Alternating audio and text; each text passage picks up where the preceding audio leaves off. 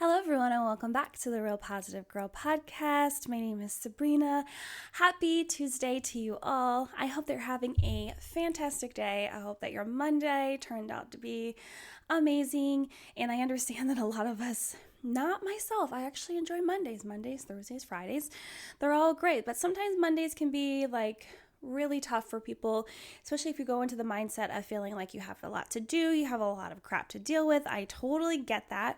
I like to keep a positive mindset on Mondays because it just gives me the energy to really push through the whole day. So anyway, I hope that you had a good one, and so I hope that Tuesday is going well too.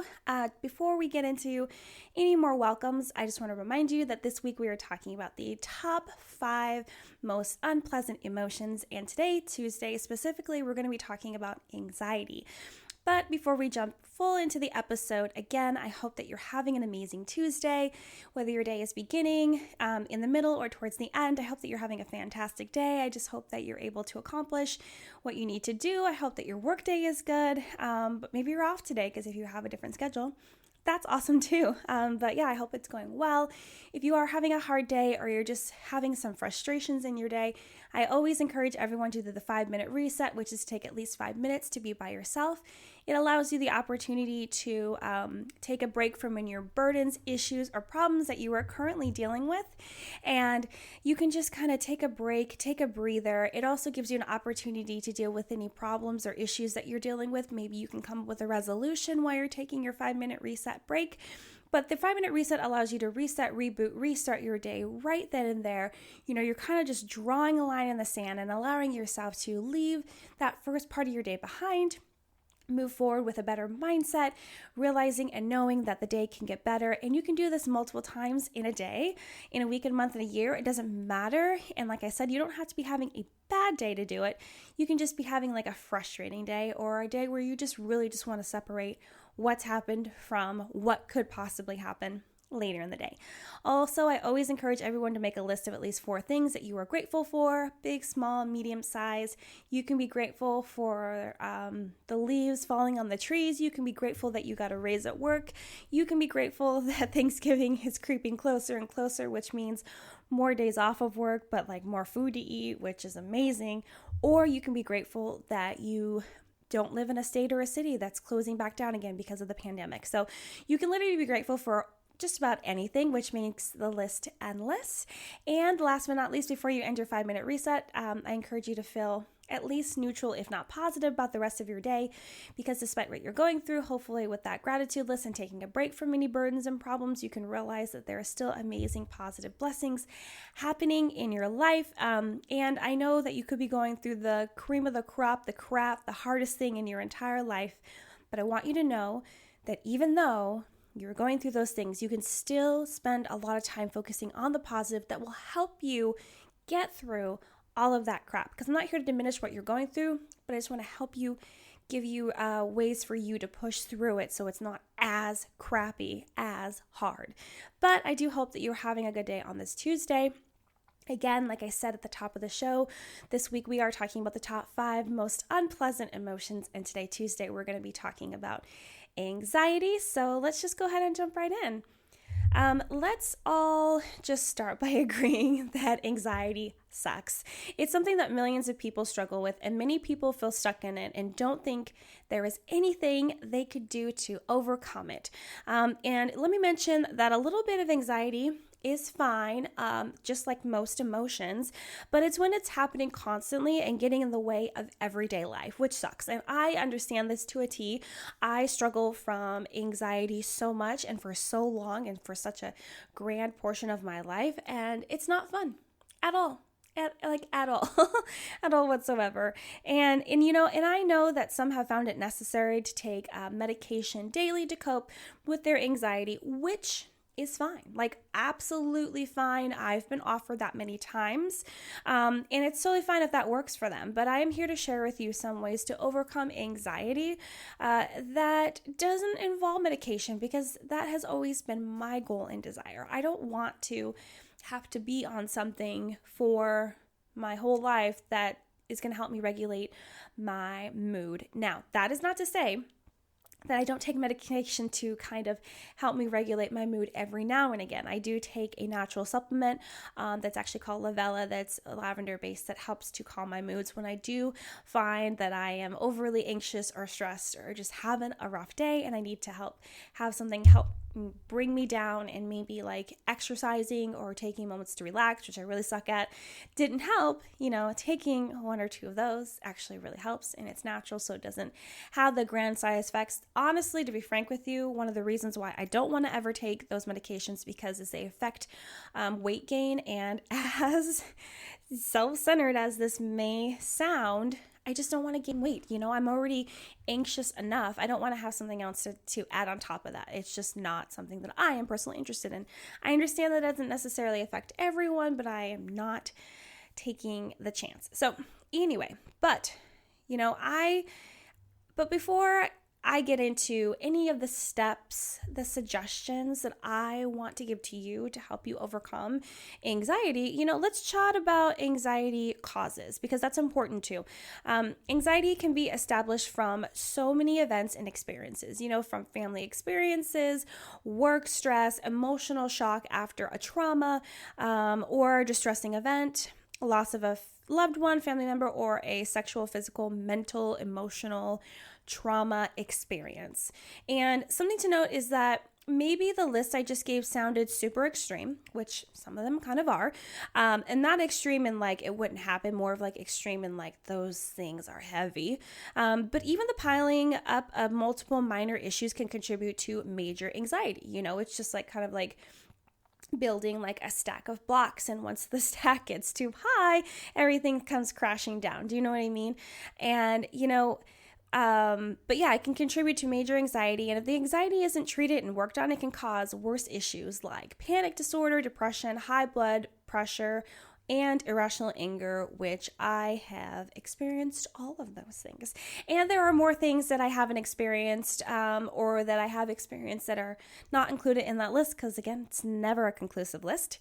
But those are things that could contribute as well. So that's why it's super, super important to keep an eye on anxiety and not just let it be something that you push to the side and think that will eventually go away, or something that doesn't need to be worried about because it's not depression, because it's not suicidal ideation, because it's not an eating disorder, when honestly, maybe you are dealing with those other things and anxiety has come from it, or vice versa. The anxiety will lead you down a path of some of those things, which is not great either. Let's be frank. So today I'm going to give you 5 steps, which seems very common. I like 5, I like 6, I like 7. I don't like giving like super long lists. I have in the past. People have enjoyed them.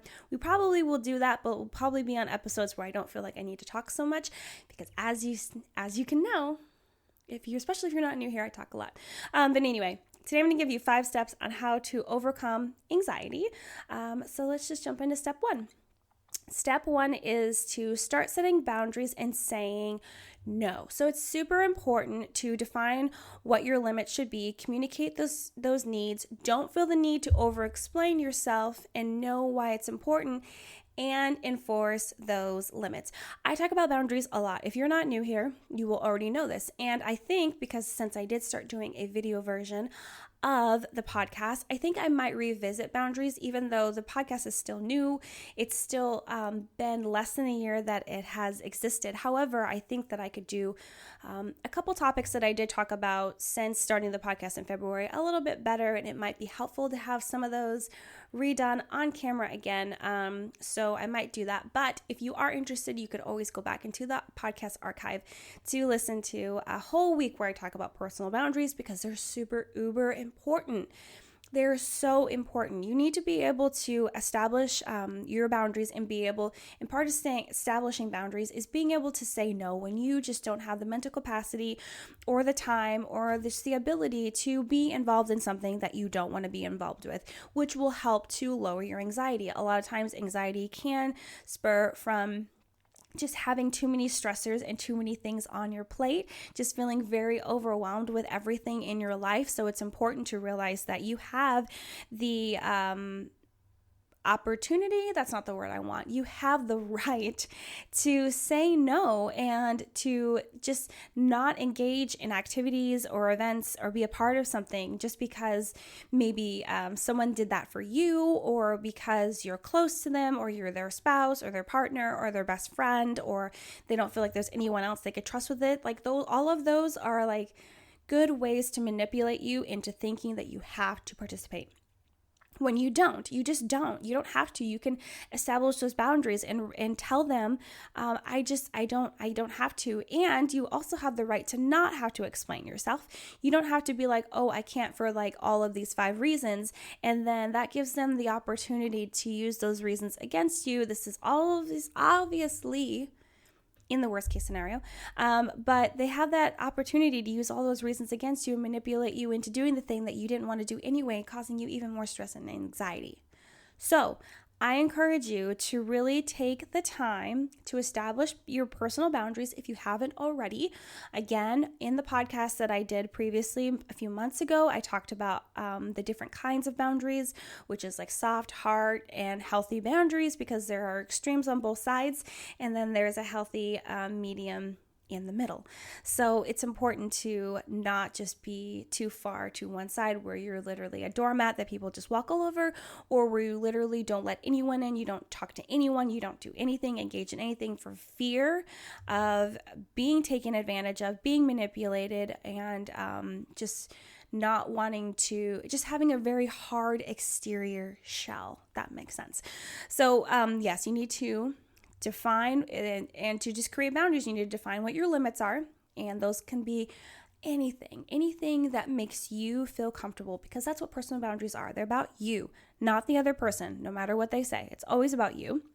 And then communicate those needs. Make sure that you let them know that those are the needs and the limits that you have. Don't feel the need to over-explain yourself. You don't have to, because they're your reasons, and that is fine. And know why it's important, why those boundaries are important to you. You have to just know that internally for yourself, and you need to enforce those limits. You can't let people walk all over you. You can't let people just be like, oh, okay. Like sometimes there might be like give and take, compromise, especially if it's a situation with your partner or your spouse or whomever. But you can't let that happen all the time, especially if having that boundary is super important to you. Okay, moving on. I could talk about boundaries all day long, and someday I will again. It'll be great. Step number 2 is to live in the moment. A lot of times with anxiety, you're so worried about the uncertainty of what could or might or may happen in the future.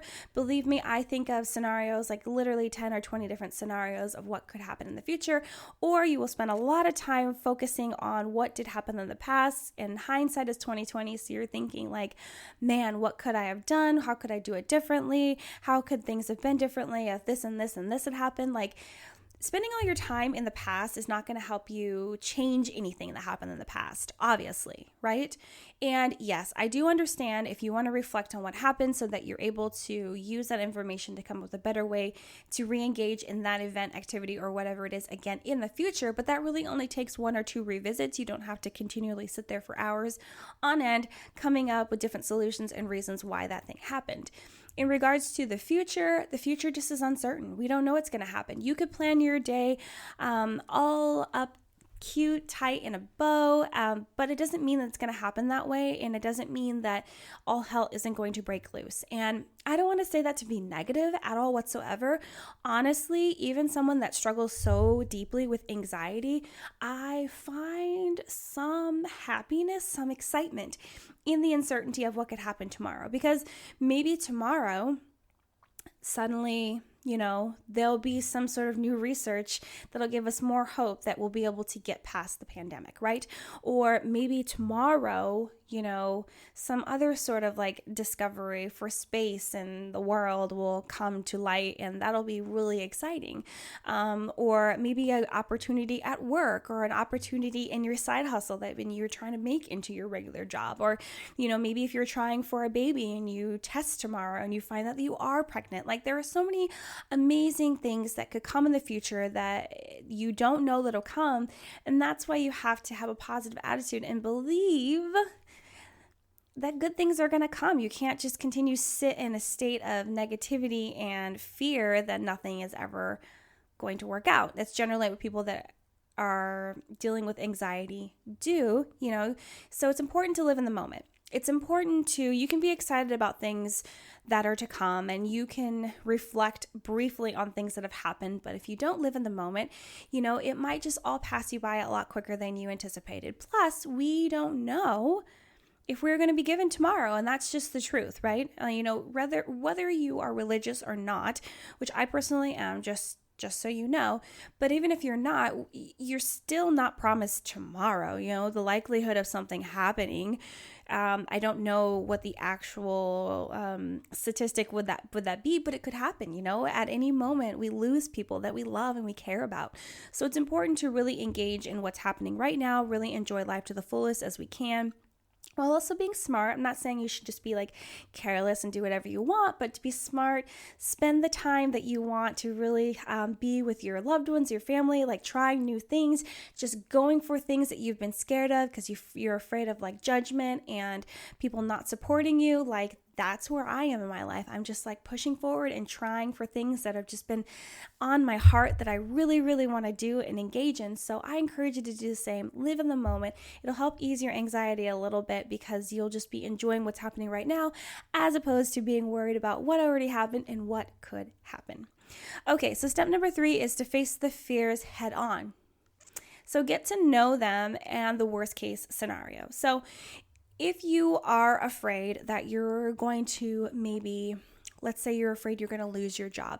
So if that is truly a fear and you just can't get rid of it and it's just going in your mind, I would encourage you to really get deep onto what does that fear mean. So why do you feel like you're going to lose your job? Do you feel like you're going to lose your job because they just hired someone else that does your exact same job? Are you afraid you're going to lose your job because you've gotten written up or you've had a progress report or, a check-in at your job and it didn't go as well as you thought? Or are you afraid that you're going to lose your job because you've heard rumors of your department or your company shutting down? What are the reasons? Actually dig deep and figure out the reasons why you're scared. What are the things that are pressing on you? What are the things that are challenging you to live in that fear? And then jump to the worst case scenario. So let's say that the thing that you're afraid of actually happens. What if you actually lose your job? What if you actually get fired? Okay, well then what are you going to do? Are you going to just wallow and weep and be upset? No, you're going to, you might do that for a little bit because you're mourning the loss of your job. That's fine. It happens. But you're going to feel the freedom that maybe from a job that you actually didn't truly enjoy, that you didn't actually want to be a part of, that you actually wanted to find a reason to get out of. And then you're going to start seeking other jobs that you can do. And then you're going to start working more on the side hustle that you've kind of put to the side or you didn't really have time for. And you're going to slowly but surely get into the groove of moving on to something bigger and better. It's possible that losing your job was meant to be, but if that's the worst case scenario, maybe the worst case scenario you want to jump to is you'll lose your job and you won't be able to pay your bills and then you'll struggle. Well, if you know that's your worst case scenario, then maybe right now you can put in some things, some ideas, some forethought of okay, well, if that happens, maybe I should start creating a savings, or maybe I should check in with some people and see if they would be able to help me out for a little bit, or maybe identify things in my life that I could sell, or some sort of side hustle I can do, a job that I can get right away that generally is always hiring so that you can make some money. Just kind of plan ahead a little bit. Don't go to the extreme. Don't go to the extreme. But just if you are truly afraid of it, you can't get over that fear that you're dealing with, then really think what the worst case scenario is, what you can do to get through those hoops and really get to know deeply the reason that you are afraid, that fear. Step number 4 is to find ways to rest and relax. Find those calm moments. I am really bad at relaxing. Truly really bad. And usually people that suffer from anxiety, people pleasers, perfectionists, all things that I am, they have trouble relaxing. A lot of times, actually, I'm living in a new house right now that we moved into 2 months ago, actually. Yeah, 2 months ago today. And one of the reasons that we chose this house is because it has a beautiful master bedroom and bathroom. So it has a nice big master bedroom, and then you go in and there's like a master in-suite bathroom, and it has like a double sink and a shower and a tub and a walk-in closet and blah, blah, blah. So, but the biggest thing about this was that it had a tub in there, and I love taking baths. Every time we went on vacation, my husband and I would love to get a room that had a bathtub because I always want to take a bath. I want to get like a bath bomb and bubbles and all that stuff and really engage in that whole like spa feel. But then, I got here and my husband's like, oh my gosh, are you going to take a bath the first night? And I was like, no, not the first night because I have a lot of unpacking to do. And that question continued to come up like every other day of like, oh, are you going to take a bath? And it was like, no, no, no. And honestly, I didn't end up taking a bath until probably like a couple weeks ago for the first time, when it's something that's super important to me. It's something that actually relaxes me and calms me. The problem is that I always find something else that I need to do, right? I need to clean out the pantry, or I need to go scrub all the countertops, or I need to go reorganize this closet, or I need to go unpack this, that, and the other. That was always the reason.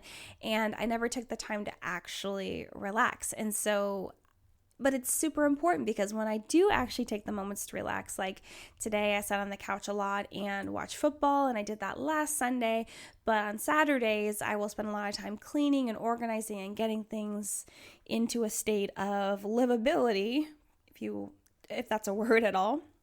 But I do try to take the time to relax, but I'm just really sucky at it, and I have to be reminded that I should do it, and I kind of sometimes have to be forced into doing it, and then I'll kind of slowly like ease into it. It's like getting into a hot tub where you're like, it's really hot at first, but then you like slowly get acclimated to that temperature of water, and then you ease in, and then you're finally just like fully in there. Do you know what I mean?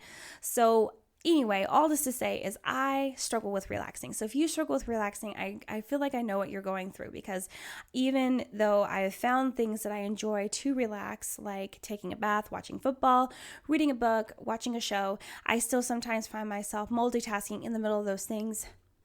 Maybe not the bath time, but sometimes, because I'll be in there on my phone, like shopping for something or coming up with a solution for something while I'm trying to relax.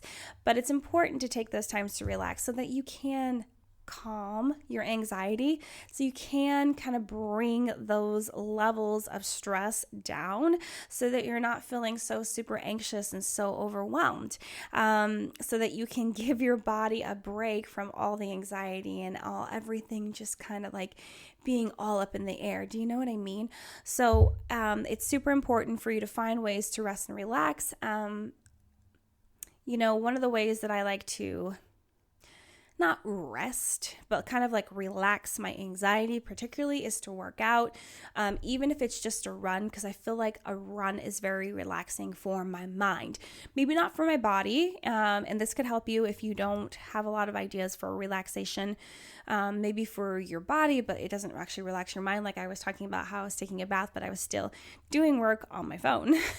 But yeah, I like to run on our treadmill in the garage because it really just relaxes my mind to just let me focus on what I'm doing, focus on the tempo of my run, focus on the music that's playing, and it really just calms and soothes me. So I encourage you to find something that will give rest to not only your body, but to your mind as well. And step number 5 is to talk it out with someone you trust. Now, don't worry, I don't think that I added this step to every single day, because I do know that yesterday I talked about the last step in talking about loneliness was to talk to a counselor, and today also I'm mentioning talk it out with someone you trust, but you don't have to necessarily talk to a counselor. You can talk to just someone that you trust, someone that you don't mind sharing those deep, kind of uncomfortable feelings with, and really tell them like what is causing your anxiety to, let's say that if your anxiety is at a manageable level normally, and you're able to use some of these steps and some other steps that you have looked up on the internet, because again, not a conclusive list ever, and those just aren't working because your anxiety is at an all-time high. Maybe just venting to someone, chatting with someone, really talking it through with them will help you really figure out what is causing your anxiety anxiety to skyrocket a lot higher than it has before in the past. So that's why I say talk to someone that you trust, because it doesn't necessarily have to be a counselor, but if it is, that's fantastic because they're super helpful. But it could just be a spouse, a friend, a partner, a mentor, like someone you look up to, or maybe it's just like a pastor at church, or maybe it's just like a girlfriend that you really trust, or a guy friend. It doesn't matter, but you can find someone that you can talk to, talk it through. Maybe you just need to kind of get it like out of your mind and your body and just into the space, and then realize maybe a lot of those thoughts are irrational. That's real talk. And then kind of like reel it all back in and figure out a game plan to move on from those high anxiety thoughts. But that's all the steps that I have for you today. It's all the suggestions that I have to suggest to you guys. So thank you so much for listening to the Real Positive Girl podcast. I really appreciate it. I love you guys so much. If you hear any noise in the background right now and for the past 2 minutes, it's because my Doge is in here and he's sleeping, but he's having a dream and I can't wake him up. So anyway, have a fantastic day, you guys. Check the description box for notes for the show, where to find me on Instagram, my email address for any questions, comments, concerns, prayer requests, feedback, topic suggestions, or just to say hey, hi, and hello. But until next time, have a good one, and I'll see you next time. Bye, guys.